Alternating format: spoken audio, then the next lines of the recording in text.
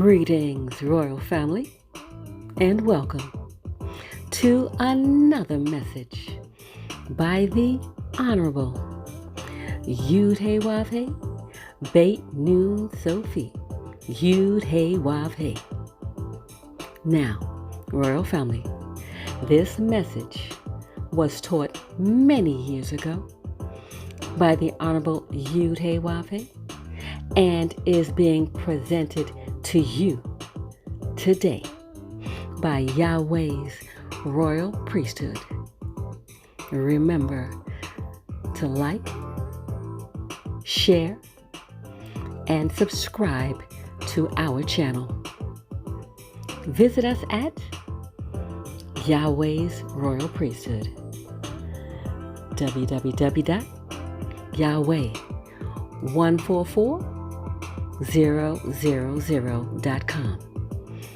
And also, royal family, join us at the University of Yahweh, where classes are designed for the Godhead. Visit us at www.universityofyahweh.org. Also, royal family, listen to our weekly podcasts by the University of Yahweh, found on most podcast platforms. We look forward to you being there as well. Enjoy, royal family. Welcome to International Headquarters for the nation of Yahweh, the nation of Israel, the tribe of Judah, Hebrew Israelites, children of Abraham, Isaac, and Jacob, followers of Yahweh. Welcome. This is where we learn the laws of Yahweh, from Genesis through Revelation.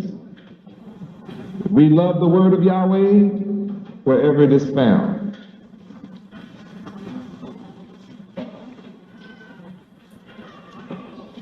Tonight I continue with the subject, ethics of the Old Testament.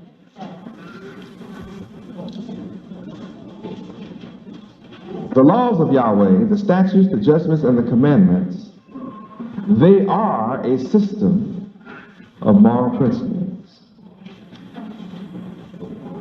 And ethics is one of the definitions of morality,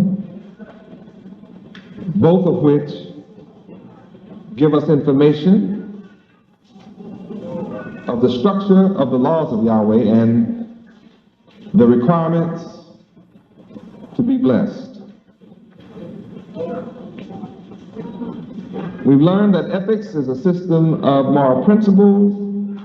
They deal with the rules of conduct, rules.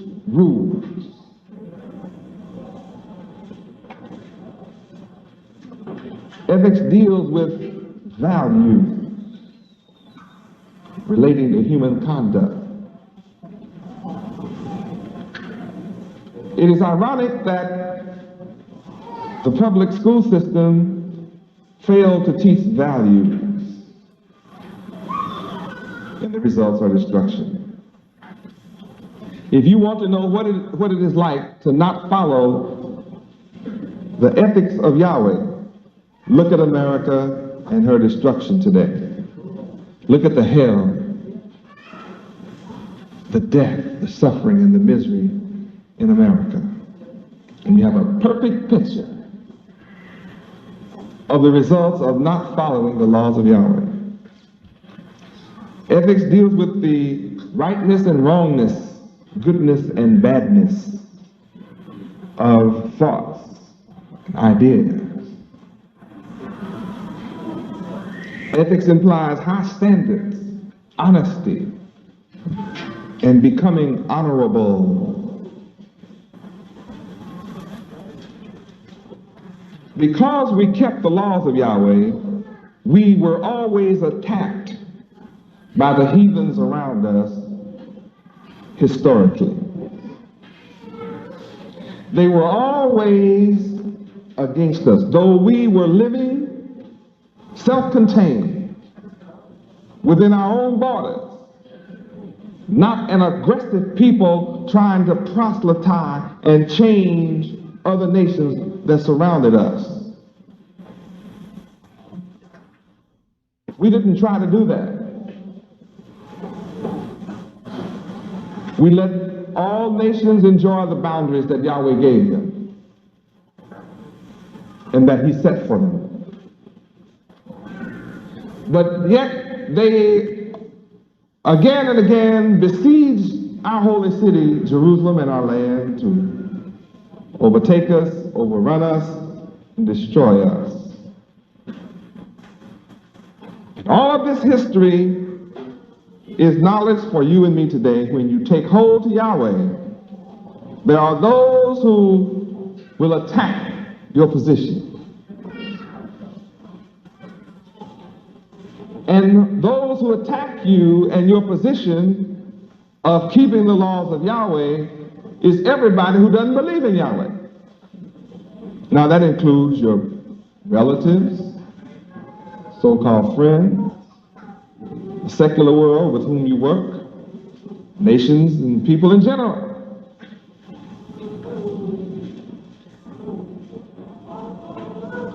You don't have to try to convince them to think like you, but they are ever after you to change your way and be like them, though that way is not working very well for them.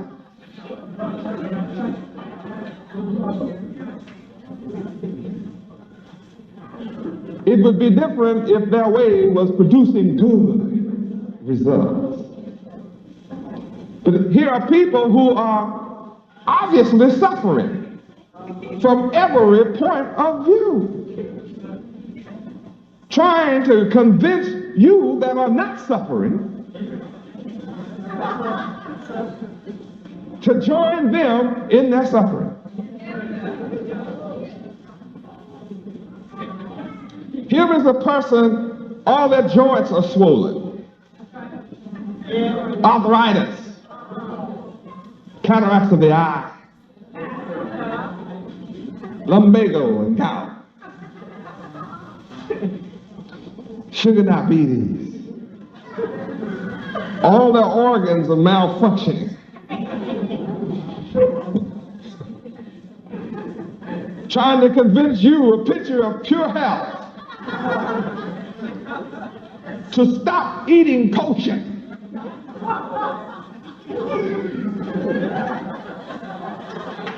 And eat the abominable with them.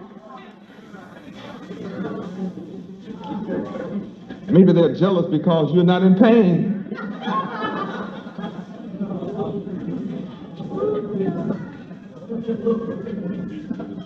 It's a ridiculous position. It would appear that we would be telling them, look, you don't have to suffer pain like this. Follow the laws of your Creator. The man that created you, your system, also created a system of food and drink that will benefit your body and cause you to live a long time free from disease.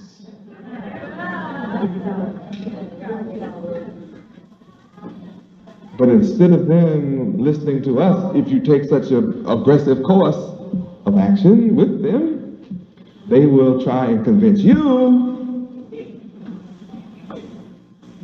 that you're kind of kooky. You are kind of weird. You don't eat pork.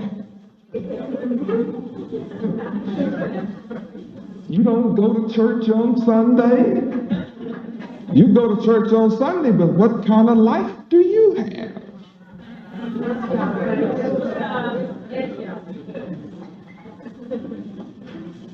Hallelujah, Yahweh.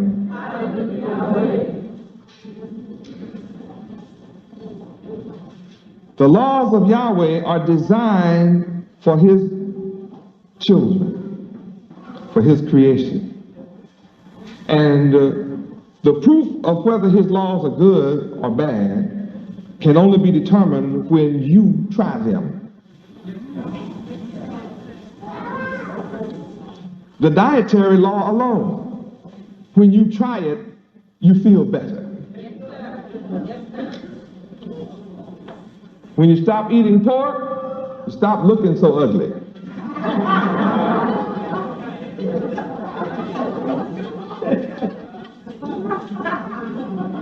And you stop feeling ugly.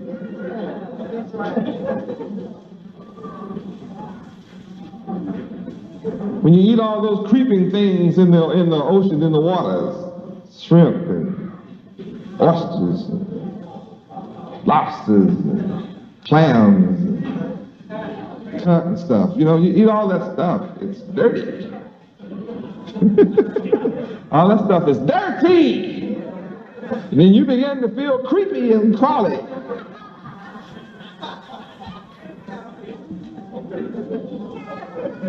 And all the people who break Yahweh's laws are always trying to offer you these things. Try it, try it. It's good, it's good. And they are suffering from it.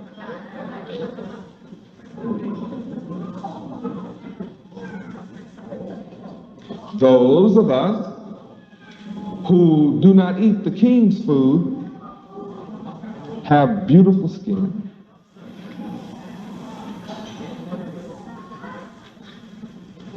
You don't weigh 400 pounds.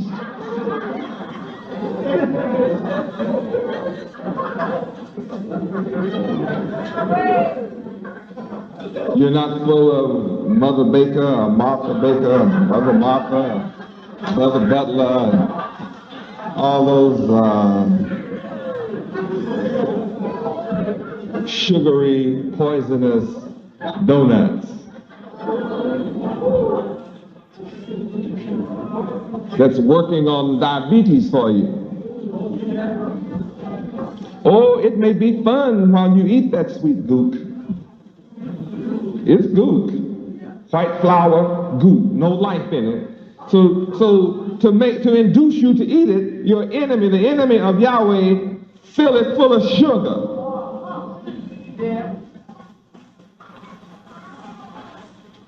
Because whatever you make out of white flour is really tasteless. You have to add a whole bunch of stuff to it. You have to add, if it's salty, biscuits taste good. No, you have all kind of stuff in the biscuit. Eggs and milk, butter, salt, pepper, and bacon, soda, and powder and stuff. A little sugar in it.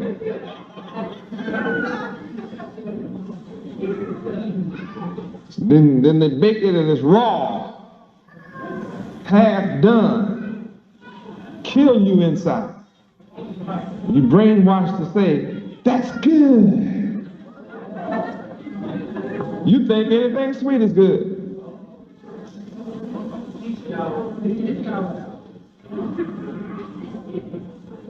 But the best sweet thing you ever had was the tit from your mother. After that, it should be honey. If you can't get the honey, then your next best bet is raw sugar. And you better choose where that comes from.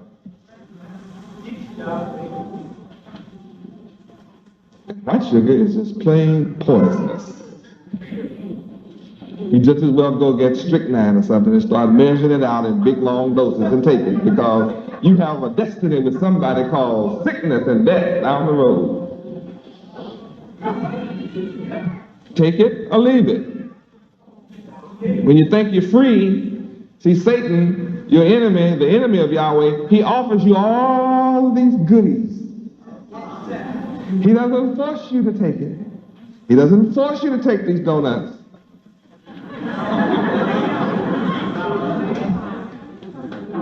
You take your little box of poison and they dress it up, make your little box look so cute.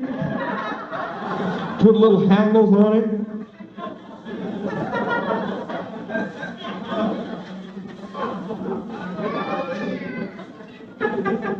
You just as well crawl in the box and let them put some dirt around it.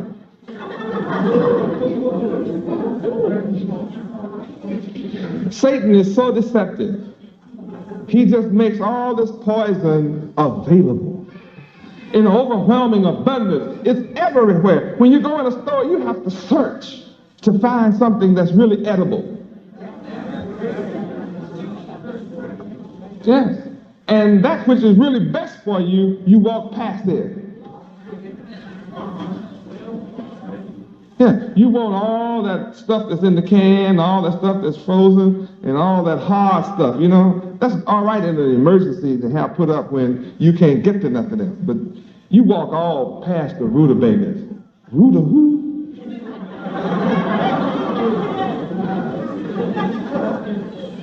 I'm talking about fresh rutabaga, not canned, fresh. You walk right past fresh broccoli. Broccoli who? You walk right past the fresh cauliflower, fresh string beans, fresh spinach, fresh, all that green stuff I have laid out. You walk all past that. You don't know what it is because your mama didn't cook it. Since your mama didn't cook it, you have never learned until I come what some of it is.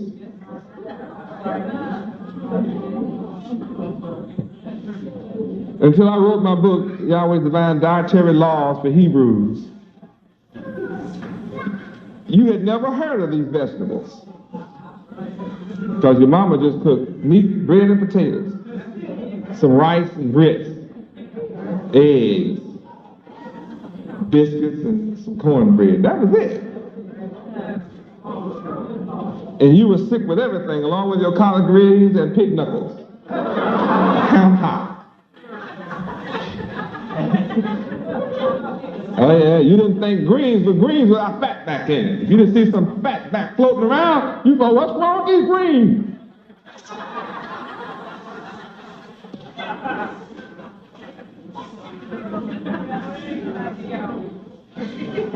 It's all around us. Wherever you go, you can hardly find a clean meal.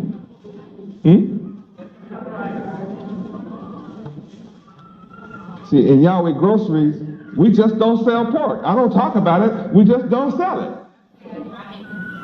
You can read from the front of the store to the back, and you're not going to find a product with a byproduct of pork in nothing out there.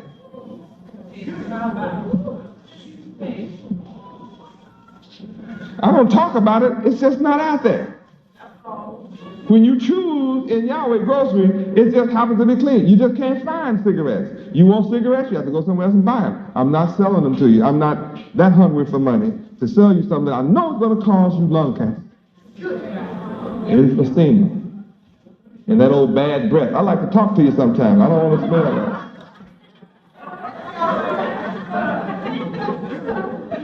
So I won't sell whiskey. It's just that simple.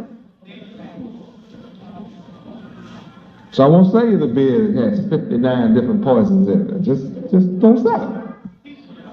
If I sold one, I'd sell you a natural hops, just a natural hops or a natural ginger, something you can chalk off and put in that would just be natural. If I did it, it would have to be natural. Nothing in it. Outside of Lipton tea, we don't know nothing.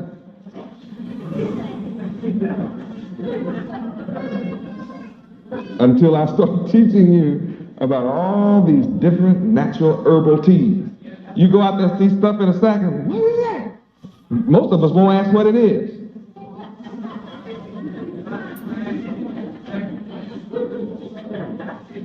We go in a state of shock and you get a glass and you see a little green leaf in it and you just pour some hot water in it and it's, you go, what's that in my glass?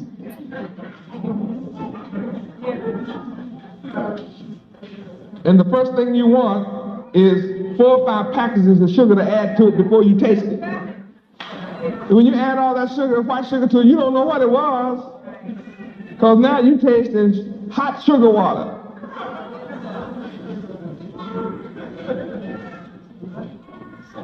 So when I take people out, or I provide them with a new tea, I just don't put nothing sweet on the table.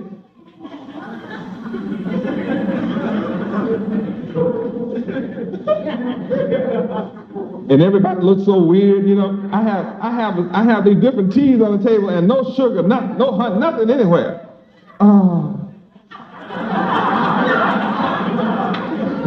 Looking all around for the sugar. I know what they're thinking, so I just tell them up front, no sugar.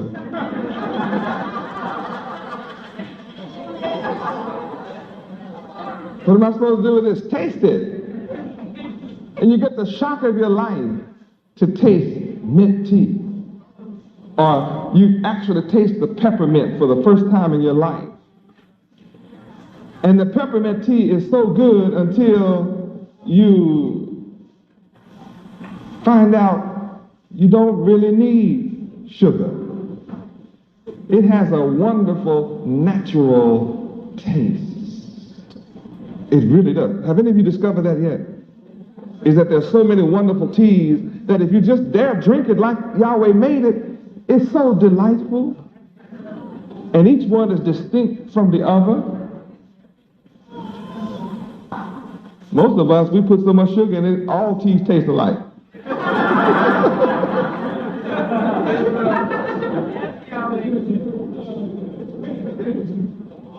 Right, you want some cake? It doesn't make a difference what kind of cake. It's all sweet.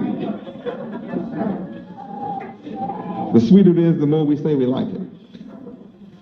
The message I'm bringing is we have to choose what is good for us from the host of bad things that are overwhelmingly available.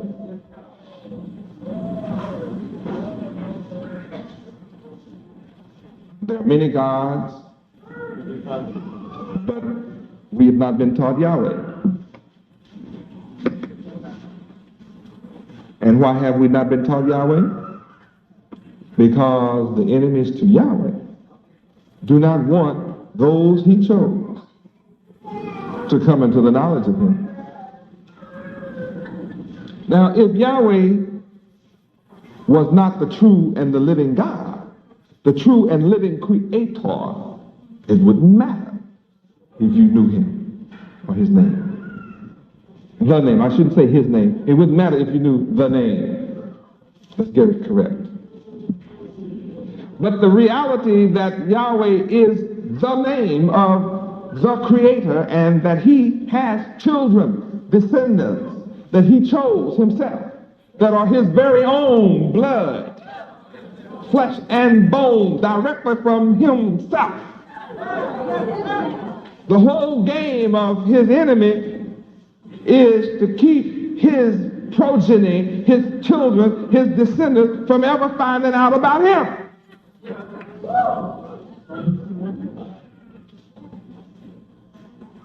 That's the game of the whole world. The world's best kept secret is the name Yahweh. And that he is our blood living eternal Father. And that we are his, in fact, elect, chosen.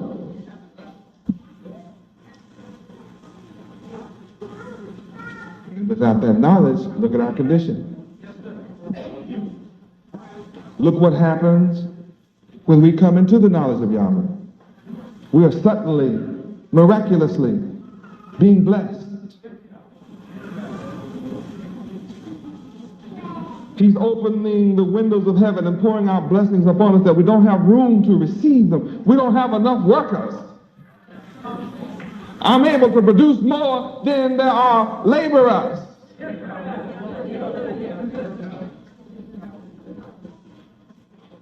I am ready to give my people heaven on earth while they live overnight, right now. If all of my people, all 50 million, came to me tonight, I have a job for all 50 million in the morning.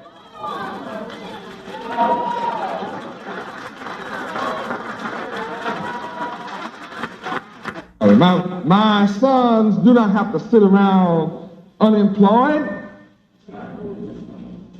walk the streets raggedy, doing wicked things which cause them to fall into the net and the trap of the wicked ones, to be locked away and electrocuted. No, it don't have to be like that. But when my sons and daughters don't know their father, their true father, then they imitate their stepfather.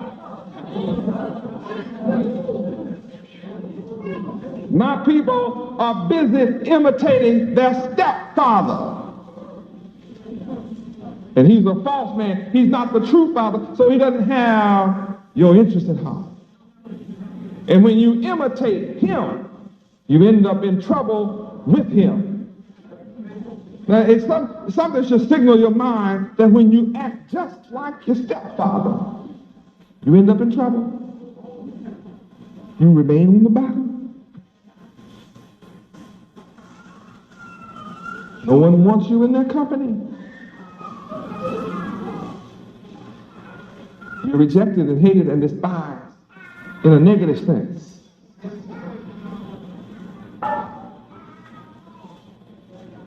So I'm here to let my people know that when you return to the knowledge of your true Father, Yahweh, you will become the kings of the earth and the queens of the earth. I hold those keys. I'm here to do that. But it's a choice that you have to make and that my people have to make. No one can make that choice for you. Within the laws of Yahweh, he is so wonderful that he has caused our enemies to print his word. That's a mighty God. I mean, he makes his opponent write, print, and preserve his laws which he designed for us, that his opponent hid from us. And he's so powerful that though he killed us and buried us for over 300 years, 3 days and 3 nights in the grave, yet here I stand resurrected. And I'm busy duplicating myself, making you like I am. I'm busy doing it.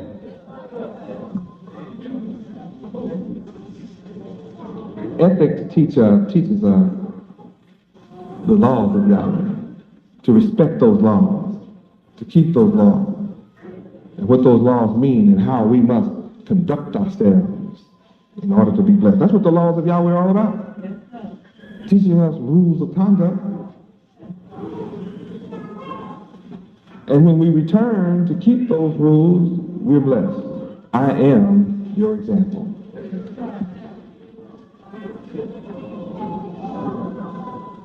I'm the only man of your color that has led his people to Biscayne Boulevard. Hotels on Biscayne Boulevard. And I didn't buy them like they are new, like you see them. They were dirty, filthy, raggedy. We had to come in and completely renovate. Now they're jealous. They wish, the owners wish they had kept it.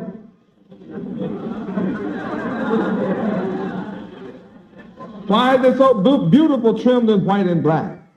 And why is it so beautiful inside? Why is it brand new kitchens inside? At such a cheap price. Why? Because I have the love of Yahweh in me, and I'm a moral man. I'm bringing about a moral, ethical action.